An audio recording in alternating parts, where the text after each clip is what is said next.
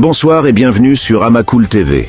Les forces armées maliennes, représentées au sein du convoi par quelques miliciens du Gatia proches des putschistes au pouvoir, et les mercenaires russes du groupe Wagner et du nouveau groupe Afrika Korps, viennent de mener une opération conjointe dans l'Azawad qui s'est soldée par un fiasco total.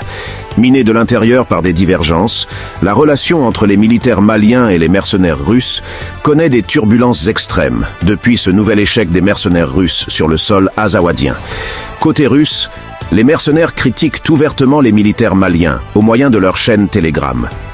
Selon les Russes, cette opération dénommée Vengeance aurait dû avoir lieu depuis longtemps si les autorités militaires maliennes avaient voulu fournir le carburant bien plus tôt. Côté malien, les militaires montrent de plus en plus du mépris envers les agissements des mercenaires russes à leur égard. Ils ne supportent plus le comportement condescendant des mercenaires qui ne font preuve d'aucun respect envers les forces armées maliennes depuis leur arrivée au Mali. Les inégalités de revenus ou de salaire exacerbent les tensions entre les deux forces armées. En effet, les mercenaires sont, selon plusieurs sources, beaucoup mieux payés que leurs camarades maliens.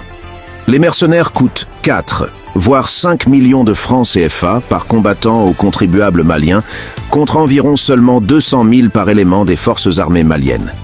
Cette injustice, déjà décriée par les militaires maliens, pourrait entraîner un divorce définitif entre les forces armées maliennes et les mercenaires russes du groupe Wagner. Dans un autre événement tragique, Efanau Ag Ibrahim, le fils de la vieille femme brûlée dans sa propre case par les forces armées maliennes, en collaboration avec Wagner près de Inakarot, a également été tué hier lorsqu'il a marché sur une mine laissée près de sa maison par cette caravane macabre lors de son passage.